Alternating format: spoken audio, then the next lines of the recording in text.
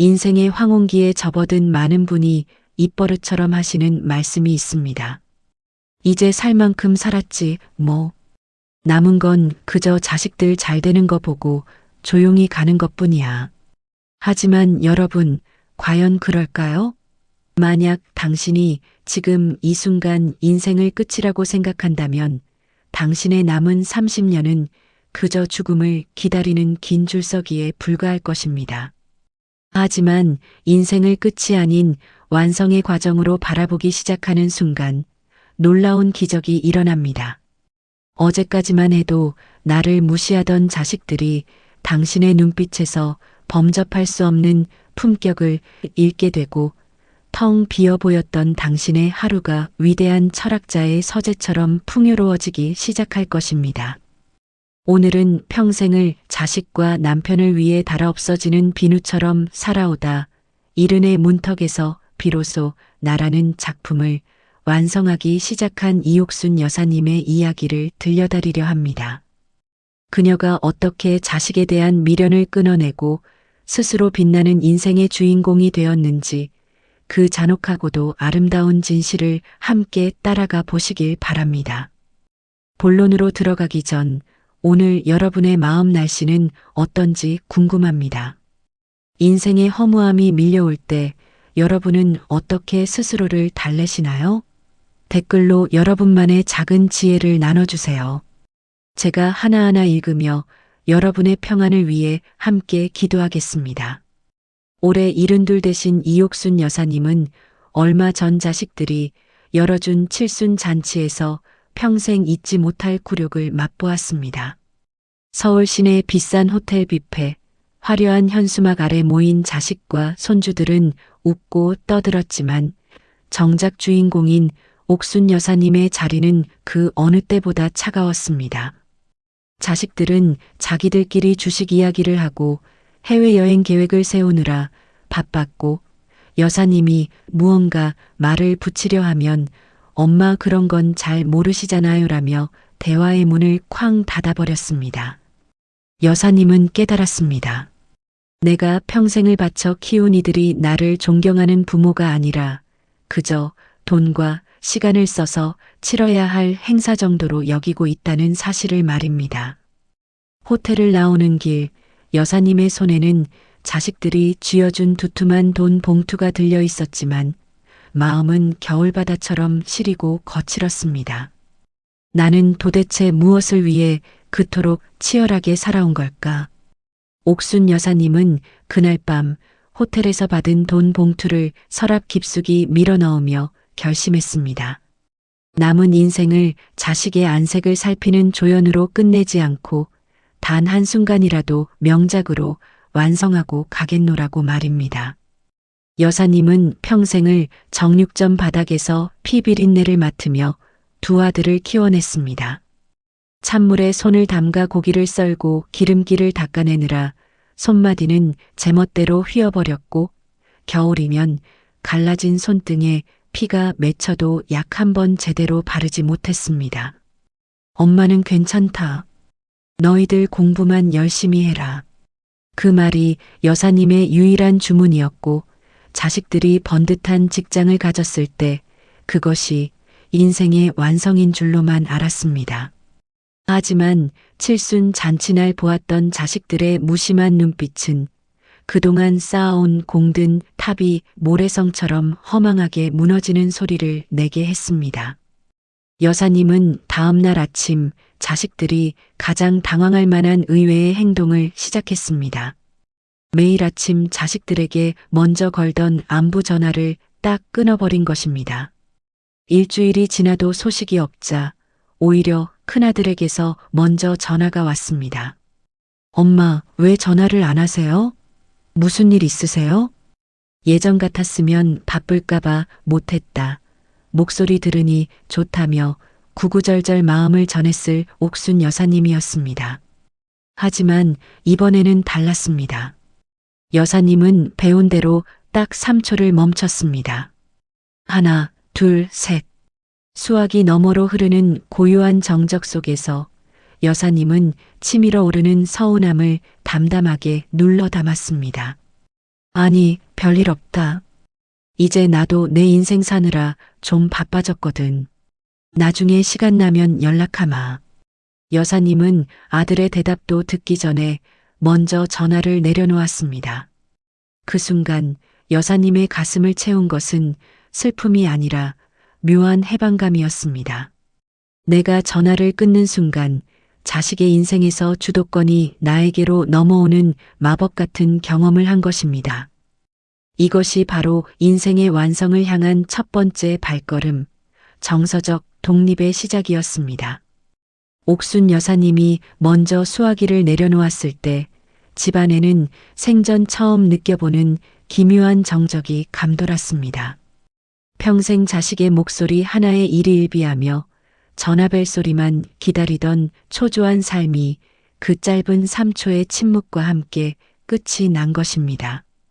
하지만 여러분, 자식과의 정서적 탯줄을 끊어내는 과정은 결코 한 번의 다짐으로 완성되지 않습니다. 오히려 그 뒤에 찾아오는 지독한 공허함과 내가 너무했나 하는 자책감이 더 큰 시련으로 다가오기 마련입니다. 옥순 여사님 역시 며칠 동안은 안절부절 못하며 거실을 서성였습니다. 습관적으로 휴대폰을 집어들었다가 내려놓기를 수십 번, 그럴 때마다 여사님은 서랍 깊숙이 넣어두었던 그 두툼한 돈 봉투를 꺼내 식탁 위에 올려두었습니다.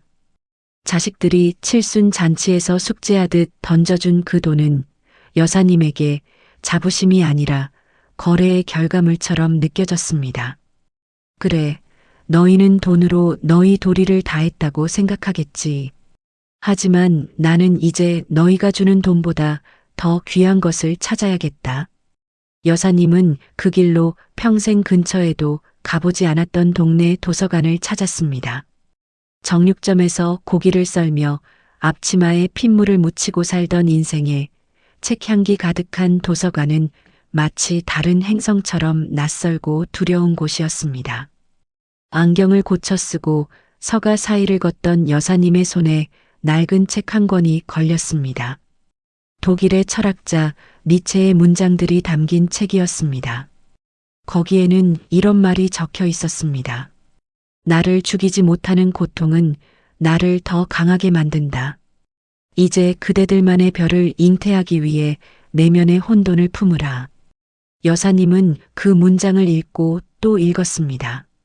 칠순 잔치에서 느꼈던 그 비참한 소외감, 자식들에게 무시당하며 느꼈던 그 시린 통증이 사실은 여사님만의 별을 만들기 위한 혼돈이었다는 사실을 깨닫는 순간이었습니다.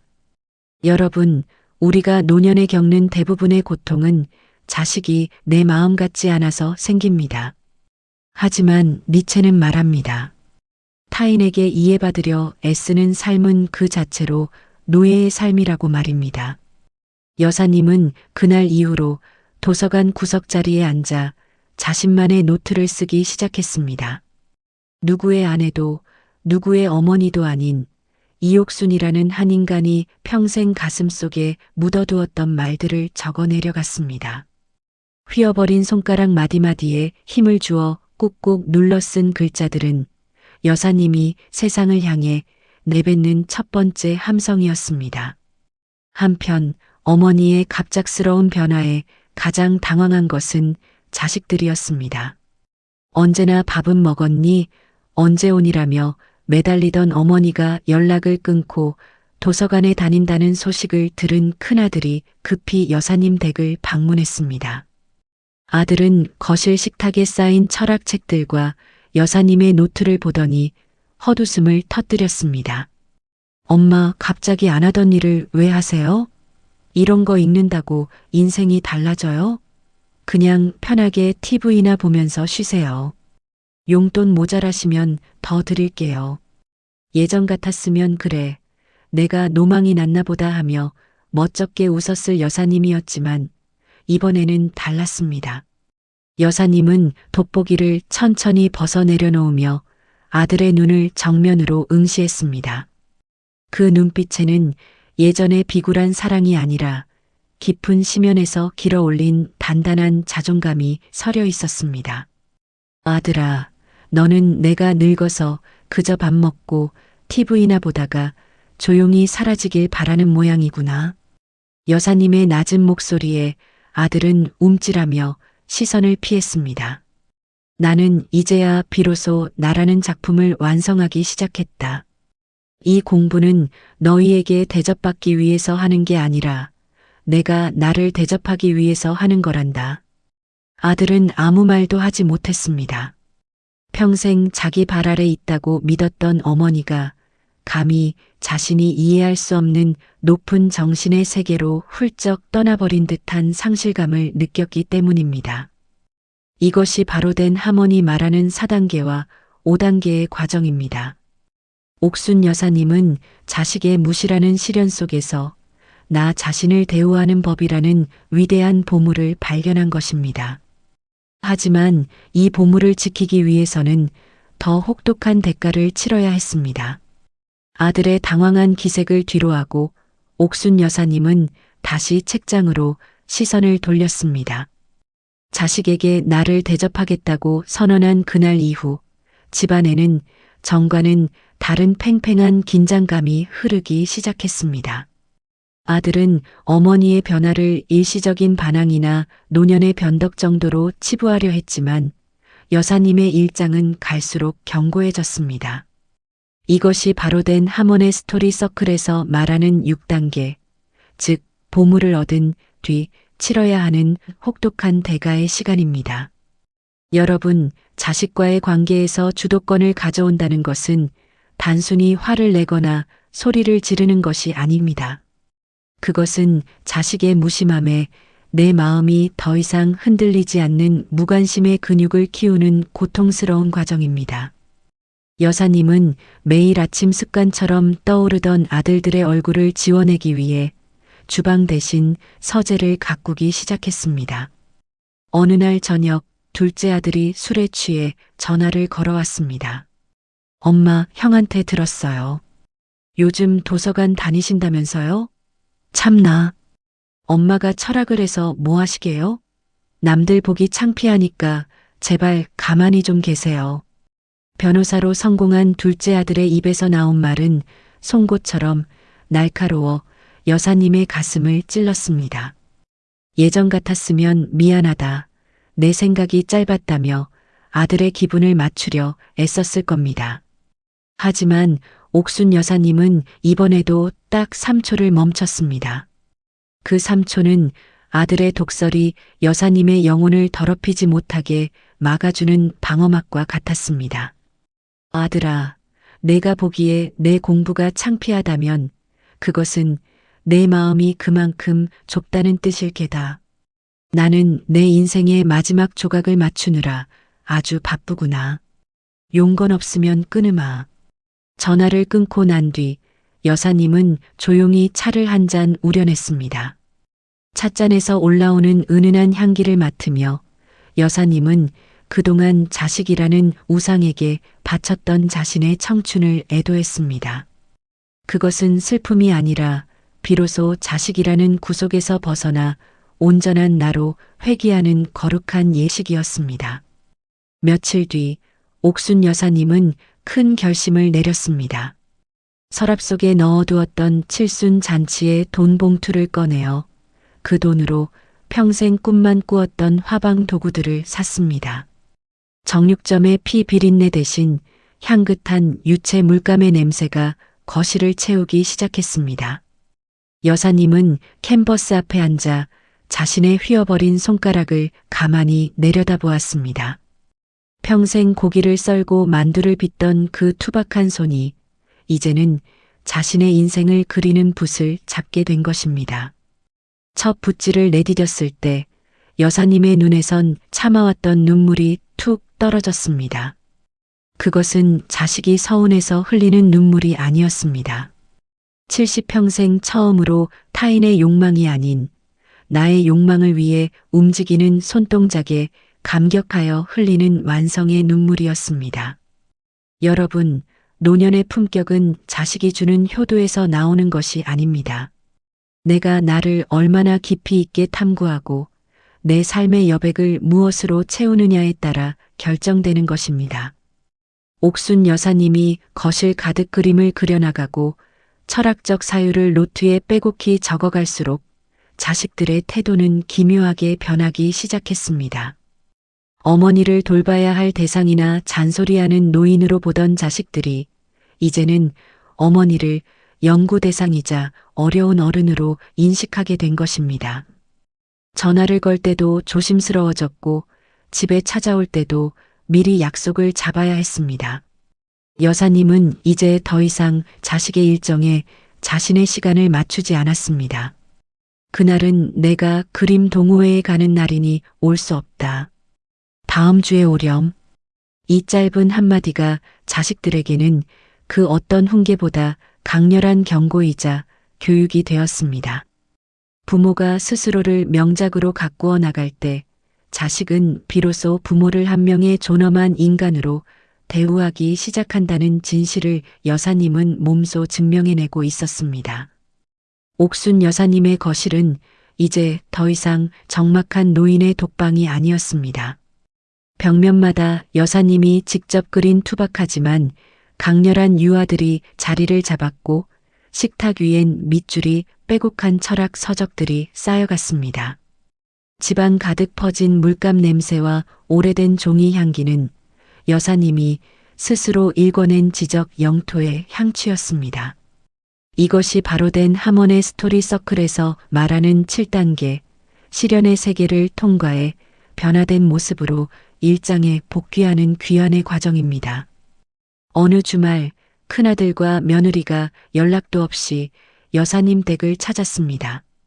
예전 같았으면 여사님은 자식들이 온다는 소리에 앞치마를 두르고 땀을 흘리며 갈비찜을 무쳤겠지만 그날은 달랐습니다. 여사님은 캔버스 앞에서 붓을 든 채 안경 너머로 자식들을 가만히 바라보았습니다. 연락도 없이 어쩐 일이냐? 지금은 내가 명함 처리를 하는 중이라 대화하기가 좀 어렵구나. 저기 소파에 앉아 좀 기다리련. 당연히 환대받을 줄 알았던 큰아들 내외는 당황한 기색이 역력했습니다. 특히 며느리는 거실벽에 걸린 여사님의 그림들을 보며 입을 다물지 못했습니다. 그림 속에는 정육점의 붉은 조명 아래 묵묵히 칼을 들고 있던 젊은 시절의 여사님과 그 뒤로 피어오르는 찬란한 꽃들이 뒤섞여 있었습니다. 어머니, 이걸 정말 어머니가 직접 그리신 거예요? 며느리의 물음에 여사님은 붓을 씻으며 담담하게 대답했습니다. 그래, 내 인생의 핏물들을 꽃으로 바꾸는 중이란다. 평생 남의 고기만 썰다가 이제야 내 영혼을 썰어넣고 있지. 여사님의 목소리엔 예전의 서운함이나 날 선 공격성이 전혀 없었습니다. 오히려 깊은 호수처럼 잔잔하고 단단한 평화가 깃들어 있었습니다. 아들은 어머니의 뒷모습을 보며 생경한 기분을 느꼈습니다. 자신이 알던 어머니는 늘 자식의 뒷모습만 바라보며 굽신거리던 존재였는데 지금 눈앞의 여사님은 누구의 도움 없이도 스스로 빛나는 완성된 인격체였기 때문입니다. 여러분, 자식에게 존경받는 유일한 방법은 자식에게 잘해주는 것이 아닙니다. 자식이 결코 도달할 수 없는 자기만의 세계를 구축하고 그 안에서 행복해하는 모습을 보여주는 것입니다. 여사님은 그날 자식들에게 정성 어린 밥상 대신 직접 내린 차 한 잔과 도서관에서 읽은 문장들을 선물했습니다. 나는 예전엔 너희가 내 인생의 전부인 줄 알았다. 그래서 너희가 흔들리면 내 세상도 무너졌지. 여사님은 찻잔을 내려놓으며 아들의 눈을 똑바로 응시했습니다. 하지만 이제야 알겠더구나. 인생은 끝이 아니라 죽는 순간까지 나를 빚어가는 완성의 과정이라는 것을 말이다. 너희는 너희의 길을 가거라. 나는 이제 나의 명작을 마무리해야겠다. 그날 아들은 집을 나서며 어머니의 손을 잡았습니다. 예전처럼 돈 봉투를 툭 던지는 식이 아니라 어머니의 휘어버린 마디마디를 진심으로 어루만지며 속삭였습니다. 어머니, 죄송해요. 그리고 정말 멋있으세요. 여사님은 아들을 배웅하고 돌아와 다시 혼자가 되었습니다. 하지만 그 혼자됨은 예전의 외로움이 아니었습니다. 그것은 온전히 자신과 마주하는 충만한 고독이었습니다. 옥순 여사님은 이제 압니다. 인생의 완성은 화려한 칠순 잔치나 자식들의 극진한 효도로 이루어지는 것이 아니라는 사실을 말입니다. 진정한 완성은 타인의 박수가 멈춘 고요한 방 안에서 스스로를 향해 참 잘 살았다고 말해줄 수 있는 단단한 자존감에서 시작됩니다. 여사님은 매일 밤 잠들기 전 자신이 쓴 노트를 한 장씩 넘겨봅니다. 거기엔 정육점의 피 비린내 나는 세월도, 자식에게 무시당해 눈물 찢던 밤도, 그리고 붓을 들어 처음으로 꽃을 그리던 날의 전율도 모두 담겨 있습니다. 그 모든 고통과 기쁨의 파편들이 모여 비로소 이옥순이라는 이름의 거대한 명작이 완성되어 가고 있었습니다. 여러분, 지금 이 영상을 듣고 계신 여러분의 인생은 지금 어디쯤 와 있습니까? 혹시 자식에게 다 퍼주고 빈 껍데기만 남았다고 생각하며 그저 해가 지기만을 기다리고 계시지는 않나요? 기억하십시오. 나무는 가장 찬란한 단풍을 피우기 위해 가장 추운 밤을 견뎌냅니다. 노년의 시간은 쇠퇴의 시간이 아니라 평생 밖으로만 향했던 시선을 내 안으로 돌려 나를 가장 아름답게 빚어내는 황금기입니다. 옥순 여사님은 이제 자식의 전화 한 통에 가슴 졸이지 않습니다. 오히려 자식들이 여사님의 전시회 일정을 물으며 눈치를 살핍니다. 어머니가 스스로를 귀하게 여기자 세상도 비로소 여사님을 귀하게 대접하기 시작한 것입니다. 인생은 결코 끝이 아닙니다. 마지막 숨을 내뱉는 그 순간까지 우리는 우리라는 작품에 마지막 색칠을 더하는 예술가입니다. 자식이라는 이름의 족쇄에서 벗어나십시오. 타인의 시선이라는 감옥에서 탈옥하십시오. 그리고 오늘부터 당신만의 캔버스에 당신이 가장 사랑하는 색깔을 칠해 나가십시오. 그것이 공부든 운동이든 혹은 정성껏 나를 위해 차린 한 끼의 식사든 상관없습니다. 당신이 당신을 사랑하기 시작할 때 당신의 인생은 비로소 종착역을 지나 위대한 완성의 길로 들어서게 될 것입니다. 오늘 긴 시간 동안 옥순 여사님의 여정을 함께 해주신 여러분, 당신의 남은 30년은 이전의 60년보다 더 찬란할 권리가 있습니다. 지금 창밖을 한번 내다보십시오. 세상은 여전히 당신을 향해 빛나고 있고 당신의 명작은 아직 끝나지 않았습니다. 오늘 이 이야기가 가슴에 닿으셨다면 지금 당장 나를 위해 하고 싶은 작은 일 하나를 떠올려 보세요. 그리고 그것을 행동으로 옮기는 3초의 용기를 내어 보시길 바랍니다. 여러분의 인생이 소풍처럼 즐겁고 명작처럼 고귀하게 완성되기를 진심으로 기도하겠습니다. 지금까지 인생지혜였습니다. 여러분의 평온한 밤을 축복합니다.